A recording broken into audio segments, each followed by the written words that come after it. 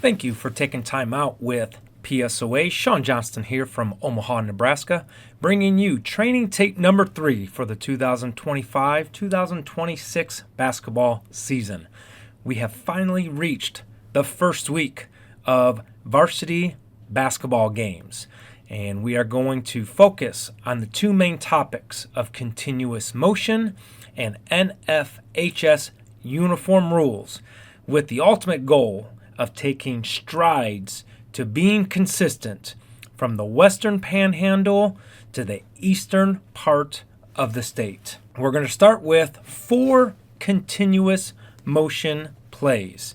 As we are watching these 4 plays, take out a piece of paper, write down play 1, play 2, play 3, and play 4, and write down what would your judgment be. You make the call on these 4 plays, then we will review what the rule book says, and then we will watch the plays again and give all audience members the correct judgment and reason why. Here is play number 1.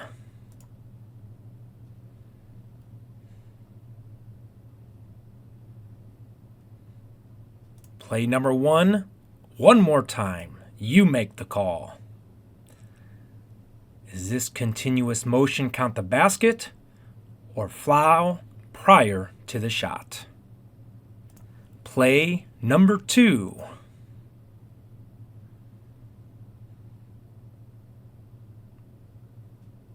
One more time.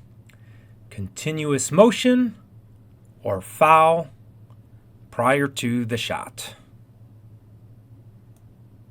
Play number 3. One more time. Continuous motion or foul prior to the shot.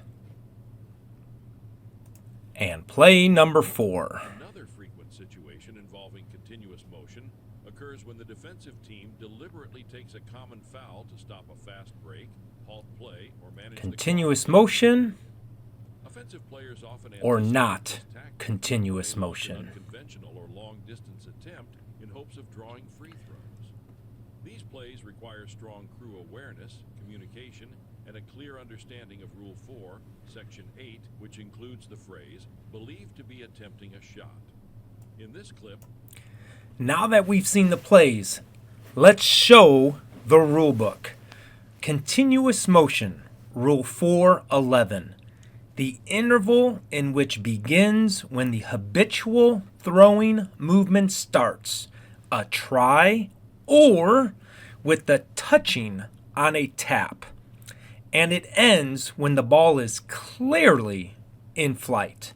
So when in doubt, they are in the habitual throwing movement, and when in doubt, the ball has not been clearly in flight. Second portion of the rule.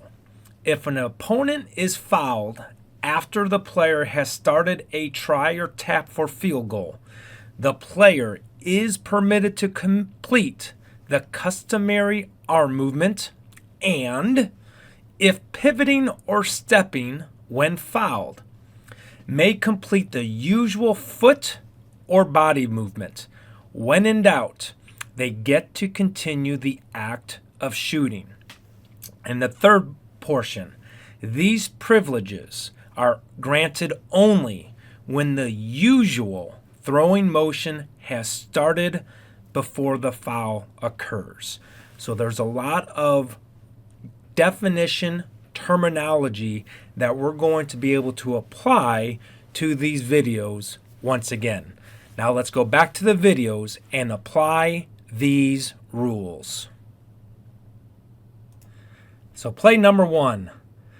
The dribble has ended and the defender made body contact, propelling the shooter away from the basket. This would be considered continuous motion. The dribble has ended. They are now given a pivot, a step. The habitual action to start a layup has started. Therefore, foul, we are going to continuous motion, this play, basket went in. So for consistency, crew terminology, count the basket, defender moving forward into the shooter. Since the contact was made after the dribble had ended, the player is now allowed the privilege to continue the habitual shooting movement. Side note, do not use the words on the ground. 99% of shots start on the floor. You want to use the words during the dribble, after the dribble. So on this one, whistle, close fist, count the basket, push, moving forward into the shooter, illegal use of hands after the dribble.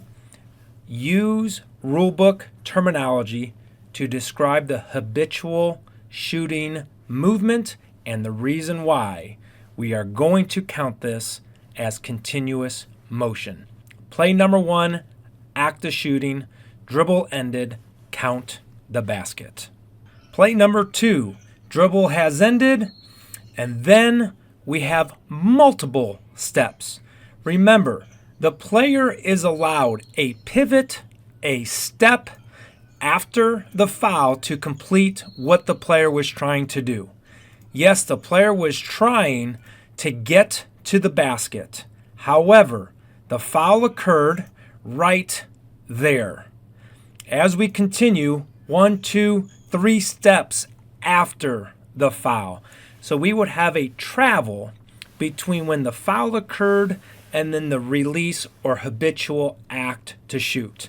Therefore, the answer for this one is no shot, foul during the dribble. So play number 2, not continuous motion. Foul took place prior to the end of the dribble and the pivot foot being established. For this to be counted as the basket or a shot, a travel occurred between the foul and the habitual movement to shoot. Since the travel takes place prior to the shot, the foul shall not be deemed before the start of the try. Raised closed hand fist with a whistle prior to the start of the shot or during the dribble. Foul took place inside the 3-point arc. We are going to inbound the ball 3 feet outside the lane line extended at the baseline. Play number 3. We're not looking at the block charge. We're looking at the continuous motion. We have a defender sliding into the airborne shooter, and that shooter started the habitual movement for a normal shot attempt. Just because they weren't able to complete the movement does not take away the privilege of the act of shooting. He was in the habitual movement to start the shot. He wanted to shoot, and it was the foul on the defense that prevented the habitual movement, the usual basketball play. This is continuous motion, 2 shots. So continuous motion in play number 3. The defender slid into a player which started the act of shooting. The player does not have to complete the arm movement to be awarded the free throws. It is this habitual movement to start the shot that will award the free throws. And play number 4, this is not the usual habitual movement to start a shot. This was a strategic foul by the defense. It did not take away a scoring opportunity. It's actually stopping the clock to give a scoring opportunity via free throw. This upward arm movement, we have to be able to use this common sense to be a pass. When a dribbler is that far away from the basket, they cannot be awarded as the habitual movement to start a shot that far away from the basket when being strategically fouled. So not every upward movement of the arm is going to be act of shooting. It's got to be the usual situation. And when common sense prevails, we are going to deem this a pass, therefore not continuous motion free throws. If the team is in bonus, send them to the free throw line for free throws. If the team is not in bonus, the foul took place in the front court outside the three-point arc, we are going to award the inbounds pass at the 28-foot line on the sideline nearest the foul. Some final tips and guidance when ruling continuous motion for consistency. Number one, when in doubt, they are in the act of shooting. Do not be over technical. Know what the offensive player was trying to do and know what action the defender which the foul prevented. So in these cases, play number 1 and 3, the offense wanted to shoot. The foul prevented the shot. In number 2 and 4, the player was dribbling towards the basket. The dribbler was getting towards the basket. The foul prevented the advancement towards the basket. It did not prevent a shot. And then number 2, know what your partners have called previously in the game. We want to match up the continuous motion judgments in a game. What can cause frustration is when one team got continuous motion, the other team did not get continuous motion. So if we match up plays, if when in doubt we're in the act of shooting, we are going to avoid the frustration, the confusion, and the unsporting behavior because we have consistency. The last topic we're going to talk about is uniforms. We got week 1 of varsity basketball. We give a lot of warnings during Hall of Fame and Jamboree games. Warning stage is over. Let's really focus on getting players and teams equipped legally in week 1. Address it in week 1. That way when number 3, number 4 crew has them, they are legal. Instead of hearing, well, the crew last week let us wear these. Why aren't you guys going to? Let's get them legal this week. You make the call. Team number 1, are there any illegal uniforms here? Take a few seconds on the same sheet of paper and write down what are the illegal parts of the uniforms on this team we need to address prior to letting these players play. Answers. Uniform consistency. All right. Jerseys must match, but are manufactured to be tucked in. So all these players' jerseys are untucked. Before allowing these players to play, we must, as officials, have them tuck in the jerseys. Coaches always ask, what rules say jerseys have to be tucked in? You could show them Rule 335 and 355.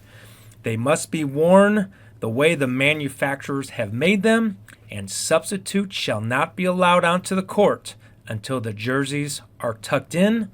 Number 0 is wearing leg sleeves. Those leg sleeves are legal as they are white. If anyone else on the team had arm sleeves, leg sleeves, knee sleeves, or compression shorts or tights, they would all have to be white as well. All those categories have to match. Number 24 has a white wristband, and it is legal. White, which matches the white compression leggings. Had that wristband been black, now the team has to make a choice. Are we going to have all black or all white? Number 2 has a white undershirt. It is illegal as it is not black for the visiting team and it is not the similar color of the jersey torso. So undershirts has to be the dominant color of the jersey torso, in this case blue, royal blue, or for visiting team it can be black. And all teammates have to be the same color undershirt. And then just a small note, a team can have 0, A team could have 00, but they cannot have both. Team number 2, take a few seconds. What are the illegal equipment, undergarments in this picture? Undershirts, once again, they have to be black, cannot be white, gold, or teal. They're wearing black uniforms. That's for the visiting team. This is a black jersey. Their only option is black. The sleeves can be short sleeves. They can be long sleeves. They don't have to be similar length, just similar color. And they cannot be frayed. We have a player with a headband. The headband matches the leggings, which are white. That headband is legal. If other teammates are wearing headbands, wristbands, they also must be white. Side note, the headband goes all the way around the head. If this was only a hair restraint, they are not under the same color restrictions. But this is clearly going around the whole headband. It has to meet the color restrictions. And then team number 3, we have players that have leg compression leggings on. We have players with knee sleeves or knee braces on. Once again, the jerseys are made to be tucked in, so we must have them tucked in for the 5 players on the playing court. Officials, before the game, we always ask the coaches, are your players legally equipped? If you see players with manufactured products that cover the knees, you want to ask the coaches, are what the players wearing on their knees for medical purposes? If the coaches say yes, it is considered a brace. A brace is defined as anything worn for medical purposes to increase stability. They may or may not have a hinge and or straps or an opening over the kneecap. Officials, we are not medical professionals. Head coaches are responsible for their players' safety. So as long as they tell us they are wearing the knee coverings for medical purposes, we shall deem them knee braces. And if they're knee braces, they do not have to conform to the rules of color as the knee sleeves do. So in this case, if a coach told me all these knee coverings are for medical purposes, for stability purposes, these are all legal. They do not have to match the white leggings as they are a different category. When in doubt, coaches, tell officials the knee coverings are for medical purposes to increase stability. So tips for uniforms. We don't want to be uniform police in February, so let's take care of it in week 1 games. Let's review rule number 3 and show coaches what are legal and illegal so they can get their players legal and consistent from week 1. That will lead to frustration if we address it in week 3 and week 4. Be engaged watching players warm up. At the coaches and captains meeting, ask the head coaches if all players are legally equipped. If they say yes and you see something illegal during warm-ups, address it with the coach so they could take care of it before they come back onto the court. During the starting lineup announcement, check the starters' uniforms, as a lot of times they're wearing warm-up jackets, warm-up pants, so we don't know if they're legal. Do not take this time for granted. Get the players legal before you allow them onto the court. Before bringing in subs, confirm they are legal. Shirt tucked in, undergarments match the starters. And as the games go, if the players refuse to tuck in and keep shirts tucked in, talk to the coach. Warn the coach before you bring in the sub to have their shirts tucked in. We do have a rule, 335, to either remove a player or prevent a sub from coming in because their shirt, their jersey, is not being worn legally. Thank you for taking time out with PSOA this week. Good luck during week 1 games. And officials, the best call is the no call. Be consistent with continuous motion. Be consistent with uniform. And the NSAA or your signer will not be called by the coaches and or athletic directors. And last but not least, officials, remember, you're only as good as your last call.